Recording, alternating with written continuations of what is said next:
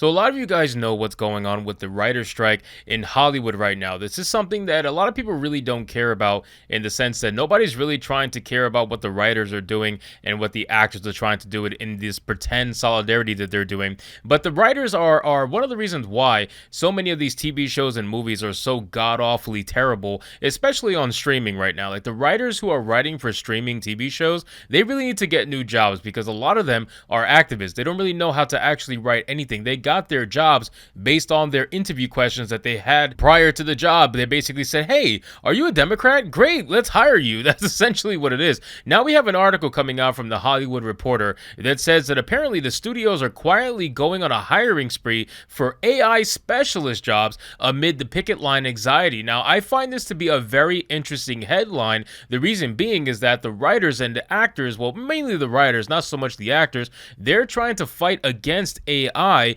because they know that AI is going to replace their absolutely terrible writing. They're not great writers, so they don't really have a lot of confidence in their skills, and they feel like AI is going to replace them, and rightfully so, because it is going to replace them because they're terrible at their jobs. So let's get into the article, guys, from the Hollywood Reporter. But of course, before we do, just consider giving this video a like to push us out into the YouTube algorithm, and consider subscribing because we're on our way to 25,000 subscribers. So it says Netflix is hiring a $900,000 per year AI product manager. Disney's looking for a generative AI specialist, and Sony seeks an AI ethics expert, while the tech becomes a staple of SAG-AFTRA and the Writing Guild picket signs. Now, again, I don't think this is a big deal because they're going to go with this anyway. Like, I think the writers are starting to finally realize that their time is up, right? Like, they kind of rode the wave and they couldn't really get jobs in politics. That's what they really want to do. So they kind of settled for the entertainment space because it allowed them to push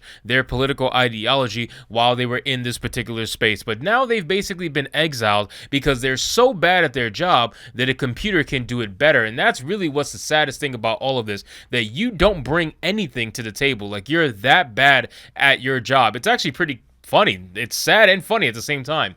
It says, while the writer and the actor strikes are driven by multiple concerns, questions about compensation being a big one, there's no question that the role of artificial intelligence in entertainment has emerged as a hot-button issue. In a fiery speech in Times Square on July 25th, actor Bryan Cranston epitomized the concerns of actors, telling the crowd of hundreds, "We've got a message from Mr. Iger, Disney CEO Bob Iger. I know, sir, that you look at things through a different lens. We don't expect you to understand who we are, but we ask you to hear us, and beyond that, to listen to us when we tell you we will not be having our jobs taken away and given to robots." You know what's hilarious about all this?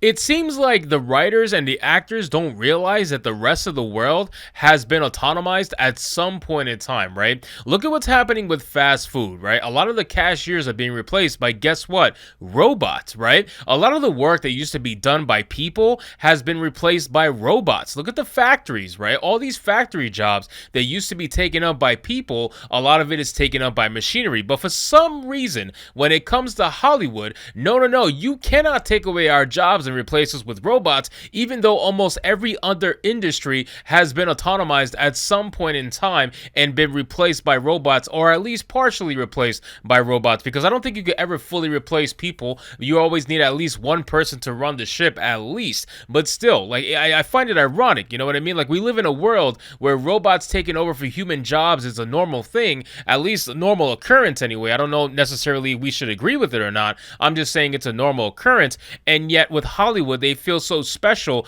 that they're the ones who should not be replaced by robots, that suddenly now it's not right. It's not a good thing for it to happen. It's kind of hypocritical, I'm just saying. So it says the actors feel that the studios that will take their likenesses and voices and reuse them over and over for little to no pay and with little in the way of notice. The writers fear that studios will use large language models, LLMs, like ChatGPT to write or rewrite scripts, harming their livelihoods. The producers, aka the AMPTP, argue that AI use should be a balanced approach based on careful use, not prohibition. While the future of AI in Hollywood is unclear, there is no question that the major studios and streaming services are intrigued by the technology. Job listings at almost every major entertainment company show that there is a veritable AI hiring spree going on as companies seek to understand how the technology can change their businesses. And fittingly, given Cranston's speech, Disney seems particularly intrigued by the tech. The company has a number of open positions focused on AI and machine machine learning across the country, per a review of open positions by The Hollywood Reporter.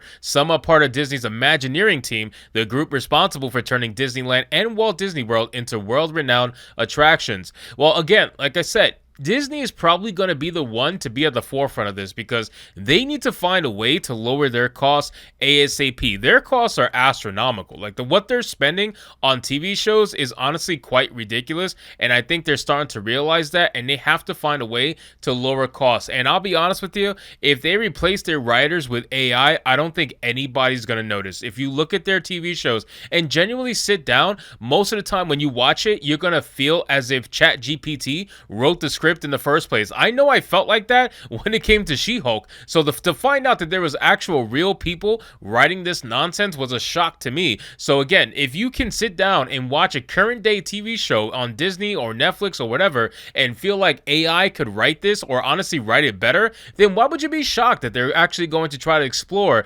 using AI to replace these god-awful, terrible writers? You don't have to worry about diversity, equity, and inclusion. You don't have to worry about doing paid vacation. You don't have to worry about doing none of this stuff if you hire a robot to do it. You know, that's the whole reason why when the minimum wage was raised to 15 plus, all of a sudden all of these fast food spots were trying to invest in automated cashiers. That's what they were doing. So it's only a matter of time before this starts to catch up to Hollywood and other avenues of businesses that it wasn't able to go into in the first place. It says one job for an R&D Imagineer focused on generative AI is looking for someone who has the ambition to push the limits of what AI tools can create and understand the difference between the voice of data and the voice of a designer, writer, or artist. The role will collaborate with third-party studios, universities, organizations, and developers to evaluate, adopt, and integrate the latest generative AI. The job promises a base salary up to $180,000 per year with the possibility of bonuses or other compensation as well. Another role for machine learning engineer in the Disney Streaming Advanced Research Division is responsible for creating AI-enabled solutions for Disney Plus, Star Plus, and ESPN Plus per the listing. Will use AI to work on advanced personalization efforts, including digital avatars. In total, THR spotted half a dozen AI-focused jobs at Disney, but the company is far from alone in exploring the space. And they're not going to be alone. Again, AI is not going anywhere. As much as they want AI to disappear and never be talked about ever again, I'm going to say it right now, AI is going to be the future when it comes to entertainment. Why? Because they don't want to actually focus on their craft anymore. I think there's going to be certain writers that are going to always have work, and the reason why is because they're very good at what they do, to the level which AI is just not there yet, and I don't think it ever will be there to replace human creativity completely. But there are, for the average writer, for the average garbage writer, like the ones who write for Kotaku, for example, they can easily be replaced by AI. Come on, all these writers at Kotaku, all these writers at CBR, all of these other writers who write TV shows like She-Hulk, they can be replaced by AI, guaranteed, and nobody will ever know that they were replaced in the first place. So I'm just being real with you. Like, nobody's gonna care about these god-awful, terrible writers that are being replaced.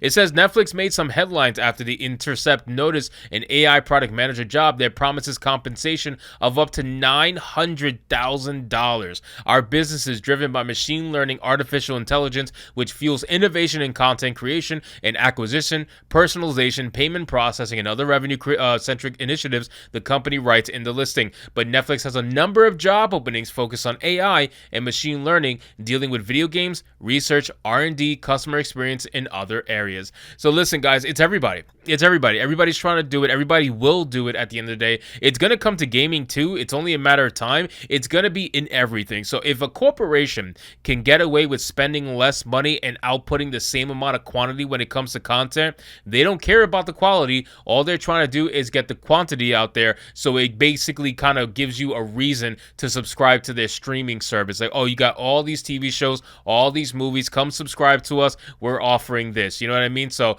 AI is not going anywhere, and these god-awful writers have finally met their end. So anyway, guys, thank you so much for watching this video. I hope you did enjoy it, and if you did, consider leaving me a subscribe. I would greatly appreciate it. Don't forget to like the video, comment, let me know what you thought, and I'll see you guys on the next one.